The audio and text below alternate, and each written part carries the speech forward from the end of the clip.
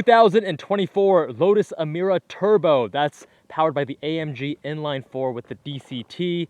And big thanks to Boardwalk Lotus in the Bay Area for providing this vehicle. If you're interested in an Emira, check them out at boardwalklotus.com. So for those who don't know, I own the V6 manual with the sport chassis. You can see my other videos about that ownership experience. So this is the equivalent spec to my car, but with the i4. So both my car and this car have the sport suspension versus the Tour, which is softer, sport of course being stiffer.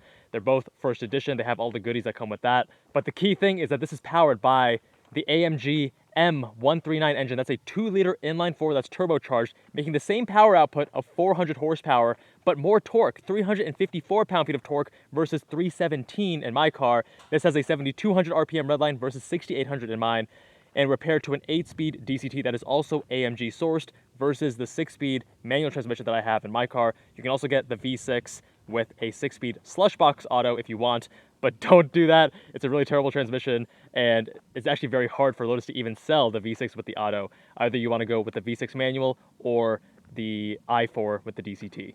There are several changes here. So to fit this smaller inline-4 turbocharged engine back here, they were actually able to move it further forward towards the firewall and lower down. The engine itself is also lighter. So depending on the reports you see, this car, it's about 25 to 50 pounds lighter than the V6 variant. So the V6 is right around 3,200 pounds. This one is 3,150 to 3,175 roughly.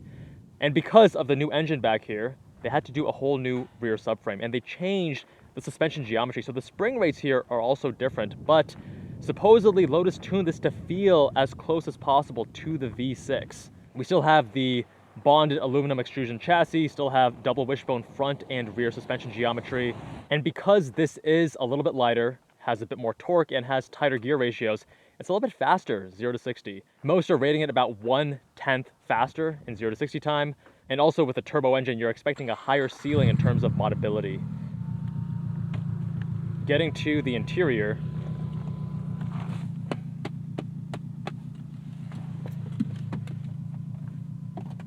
this is the same interior as my V6. The main difference is that you have paddles and you have this gear selector rather than a 6-speed manual.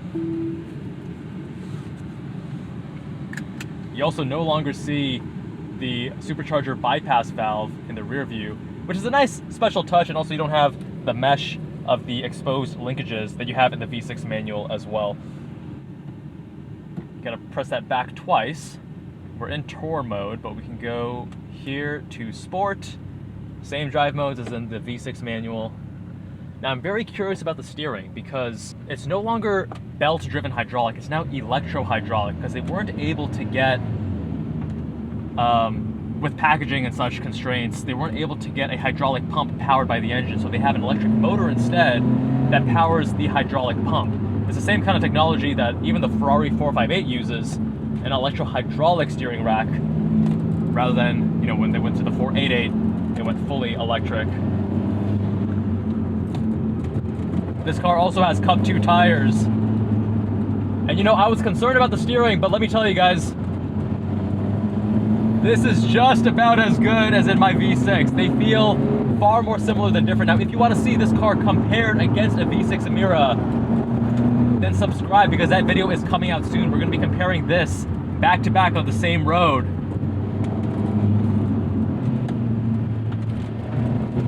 But I think the bigger thing that actually changes the steering weight and feel between these different examples is the tires, because I have driven an Emira V6 Sport that had Goodyear Eagle F1 tires, and that steering was a lot lighter. So I wonder if that's what's actually making people feel the difference in steering weight, because here the steering weight actually feels quite similar. It might be ever so slightly lighter, but far more similar than different, and getting a lot of feedback through the wheel.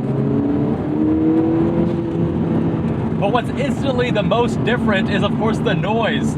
They do actually pipe in some fake engine noise through the speakers, since the engine is otherwise very quiet.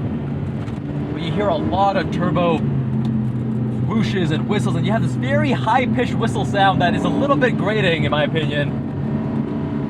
If you guys wear earphones, you'll feel like you're actually driving the car, because I use binaural mics, and you'll hear that right over your left ear. This 8-speed DCT is actually quite a bit slower than I was hoping for, though. This is absolutely no Porsche PDK.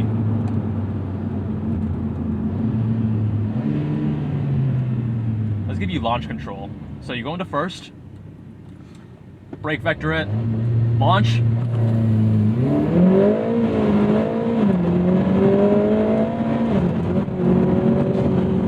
Properly quick. Properly quick. I think it's about a 3.8, 0 to 60.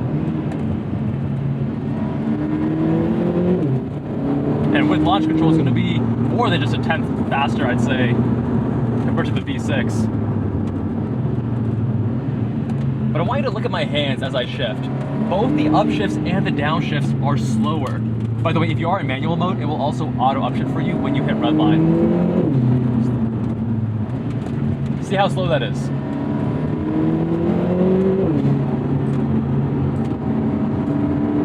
You got a good half second, maybe not quite, but a noticeable delay for both upshifts and downshifts. The other thing I don't love about these paddles is that although they're very nice quality metal paddles, the actual actuation isn't crisp. It's very vague and just kind of mushy. They're at least very smooth. And it's nice having 2 extra gears to get the engine at the right RPM, because with the turbo, you do have lag when you're sub, I'd say maybe 4K in this engine. Not getting the rotation I want on throttle though. I'm being pretty aggressive with this too. Now with the AMG, you no longer have an LSD. It is an open diff that uses brake vectoring instead. Thank you very much. Where's my hazard button? I should know where the hazard button is since I own one of these cars.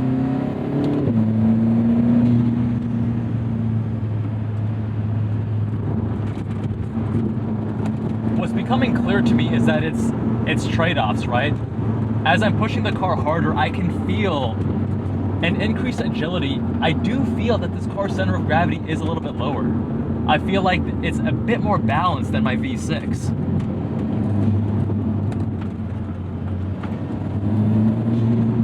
That little, 25 to 50 pounds plus the distribution of that weight, the engine being closer to the firewall, closer to the center of the car versus being as far rearward. I wonder what the weight distribution is front to rear on this.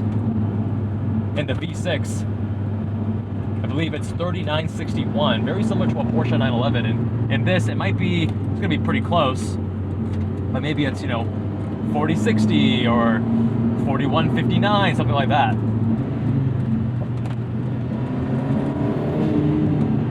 And with the lighter weight and again the feeling of a lower center of gravity, it's more agile.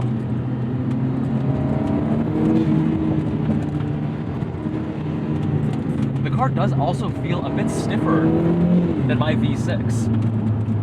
My V6, I always feel like I wish it was a little bit firmer.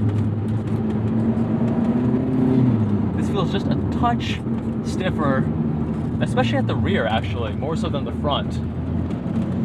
Colin Chapman, the founder of Lotus, had a philosophy for suspension tuning such that it maximized mechanical grip with compliant and supple suspension rather than overly stiff track-focused setups.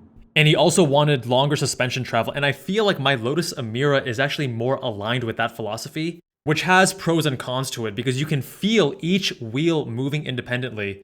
It's like a less extreme, less sophisticated version of the McLaren 750S, which had a super rigid carbon tub and very supple adjustable hydraulic suspension. And while this i4 is stiffer and gives me more confidence as I'm pushing the car harder, you do feel the higher frequency chatter from the road, and it doesn't have that same supple suspension characteristic that you see in the Lotus Evora and the Lotus Emira. So you're trading blows with the V6. The V6 has a much more special powertrain. You get to row your own gears, way better sound. But here you have the weight reduction. If you don't want to row your own gears, this is what you have to go for. Do not do the V6 Auto. It is not appropriate, not fitting a car like this. Let's give you one more launch. Also strange that in both the V6 Auto and this i4 DCT, to upshift you press the gear lever right and to downshift you push it left.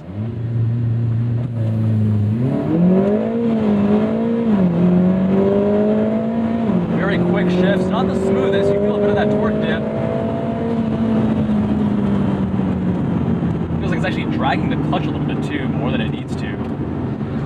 Not super crisp and fast on the upshifts.